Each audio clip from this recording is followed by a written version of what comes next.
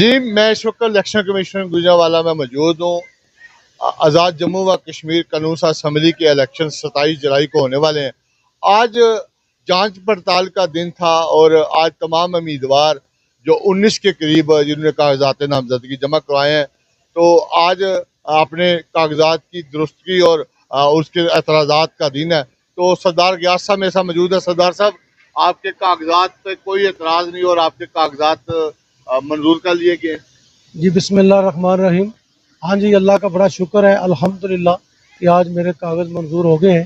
آج جانچ پڑتال ہوئی ہے الیکشن کمیشن صاحب سے، لیکن کسی قسم کا کوئی اعتراض نہیں ہوا اور نہ مجھے کچھ جواب دینا پڑا۔ ٹھیک ہے۔ اچھا سردار صاحب، الیکشن کے دن جو قریب آ رہے ہیں، کشمیر کے اندر بھی حالات بہتری کی طرف جا رہے ہیں، امید کی جا رہی ہے، تو آپ نے 12 سیٹوں کے حوالے سے مہاجرین کی آواز کہیں 1.5 سال پہلے سے آپ نے آواز لگانے سے کہ آپ نے حقوق کی جنگ کے لیے آپ نے ہمیشہ آواز اٹھائی۔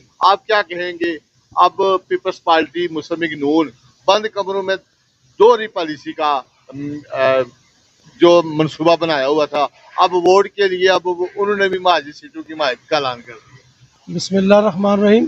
لیکن جی جس دن میں کاغذ جمع کروانے آیا تھا اس دن بھی میں نے بولا تھا کہ انشاءاللہ یہ بات چل رہی ہے اور انشاءاللہ وہ ہمارے بھائی ہیں کشمیری لوگ، تو کوئی ایسی بات نہیں، انشاءاللہ آہستہ آہستہ سارے کام بہتری کی طرف ہی آئیں گے، سب ٹھیک ہو جائے گا انشاءاللہ۔ کوئی اتنا بگاڑ نہیں تھا، ان کے ذہن میں کسی نے کوئی بات ڈال دی۔ ہمارے کشمیری بھائی ہیں، ہم ان کے بھائی ہیں، ہم سب ایک ہی ہیں، اور انشاءاللہ اس میں کوئی بات نہیں ہے کہ وہ ہماری بات مانے یا نہ مانے، پھر بھی ہم ایک ہی ہیں انشاءاللہ۔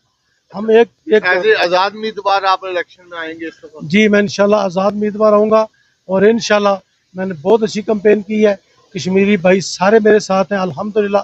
ابھی بھی میں کمپین پہ جا رہا ہوں انشاءاللہ۔ بہت شکریہ۔ جی مہربانی۔